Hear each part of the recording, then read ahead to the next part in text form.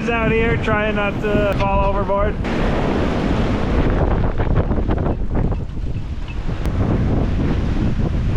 What's going on, everyone? Welcome back to another video. I am going to be introducing you to my JZX100 that you see behind me. Now, before I get to that, you're probably wondering from the title, what the heck does trucking and sailing have to do with this JZX100? Well, I'm going to get to that because I want to tell you the story that led me to purchase this car. So I'm going to give you a very brief history. Basically, me, my brother Justin, and Ryan all grew up racing motocross back in the 90s into the 2000s. Found out about drifting, got into drifting right when it was coming into the United States, and started drifting at E-Town when they started holding local events there.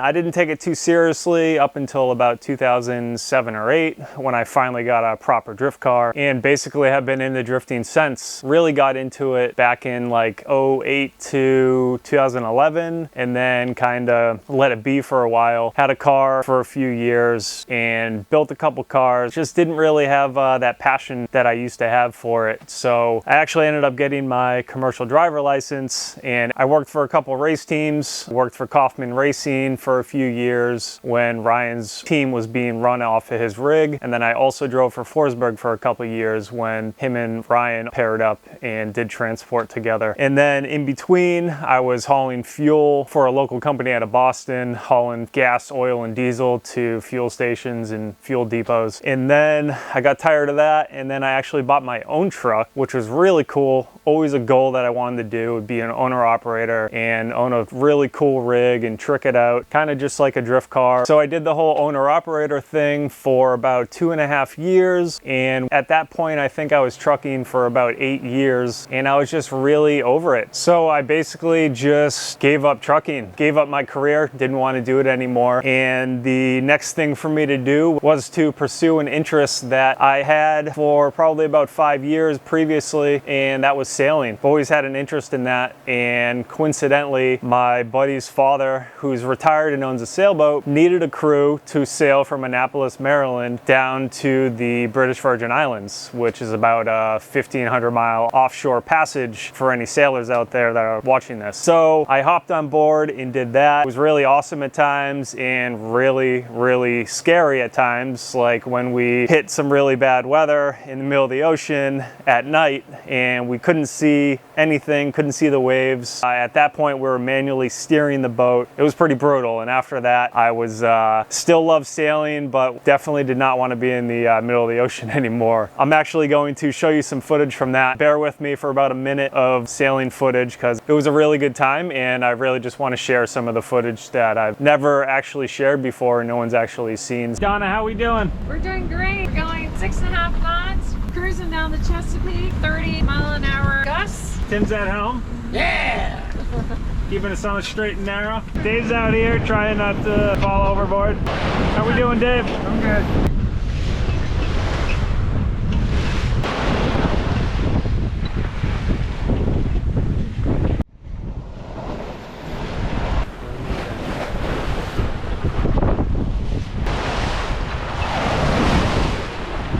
We're halfway into the forest, my friend. Got no freaking wind out here in the middle of the ocean. No wind, we're out of fuel, the electric batteries are gone. We're all delirious. And hungry. Evan's left calf is looking pretty tasty right about now.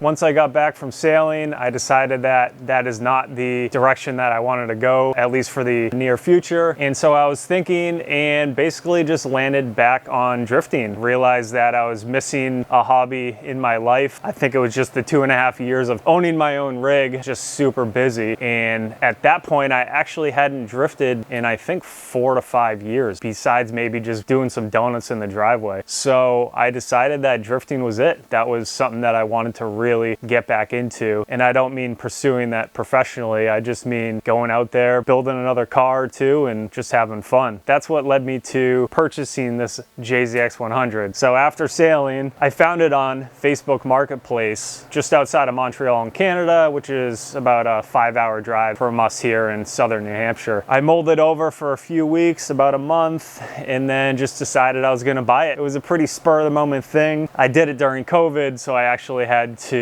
enter Canada with a positive COVID test at the time. It was like 11 days after testing positive, something like that. It was the weirdest thing, but I actually tried to YouTube back then, or at least record myself. I was a lot more self-conscious back then. I'm gonna show you a little bit of footage from picking it up.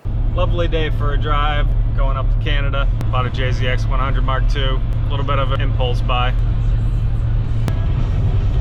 All right, just made it through the border. No questions asked.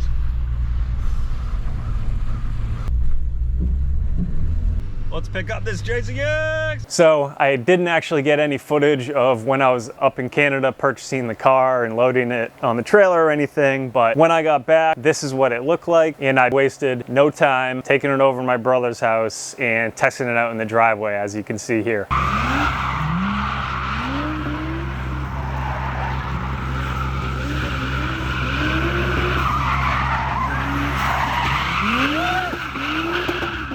So after that, I already knew it was going to be a pretty fun car, but it didn't come with any history on it when I purchased it. So I knew I wanted to delve right into it and make it a fun, reliable drift car for the coming season. So as you can see here in the photo, this is how it came. The engine bay came with a few things: front mount intercooler, a J-pipe delete, and a couple other doodads. But basically what I really wanted to do was go through the whole front structure of the engine, do the timing belt and everything, and just make sure it was going to be reliable for the coming drift season and beyond. So like I said, I got right into it. Fluid damper crank pulley, front main seal, cam seals, VVTi cam gear, drift motion billet, timing belt tensioner, 2JZ water pump, clutch fan, Koyo radiator, new radiator hoses, Cetrab oil cooler on it with some nice Brown & Miller crimped lines on there. And then that led me to the suspension. So I pulled the rear subframe out, sent it to get sandblasted, powder coated, this really nice purple, and then got serial 9 subframe bushings, serial 9 front suspension. I got 25mm extended lower control arms. I got their front upper control arms, the adjustable ones, and then I did heat maker knuckles for the front, KFD adjustable rear suspension arms as well. So I basically just went right through the thing, replaced a lot of items that I knew were an issue on the 1JZ, and just replaced suspension components on the car to either upgrade them, make them adjustable, or just replacing old worn out stuff. So after I did all of that work, I was kind of starting to overstay my welcome at my brother's house because I didn't have my own garage at this time, and he was allowing me to use some of his space at his place, and I was there for like a couple months with the car torn apart, and it was time to get out of there. So at that point, it was good enough to roll. Most of the work was done, so I sent it over to my buddies at Select Speed Shop for them to button up the rest of it. They ended up doing a nice big front bash bar on the thing. They redid a large section of the exhaust from the new Odyssey Fab downpipe that I put on it all the way back to the dual exhaust. And they also did a couple other things like relocating the battery to the trunk. I forgot to mention that I put a Cause 2A LSD in there as well. So after it came out of their shop, it was just a completely different car. Did a lot of upgrades to it and replaced a lot of the suspension, so it felt super good after that. And what do when the car is complete? You go and have some fun with it. So I actually went over to my buddies over at EVG Performance, and they have a decent sized parking lot, and I just went over there and tore it up.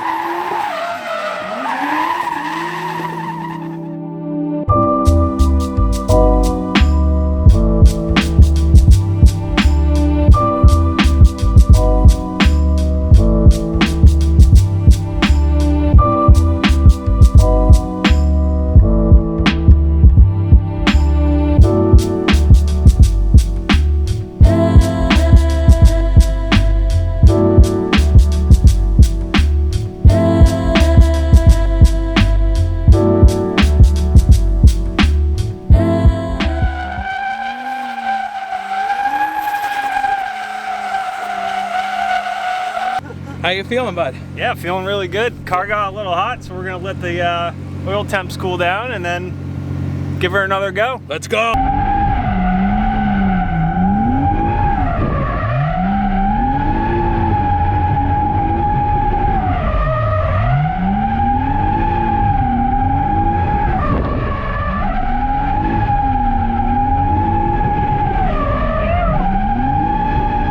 And then after that, throughout the year, I hit up a couple of Lock City Drift events.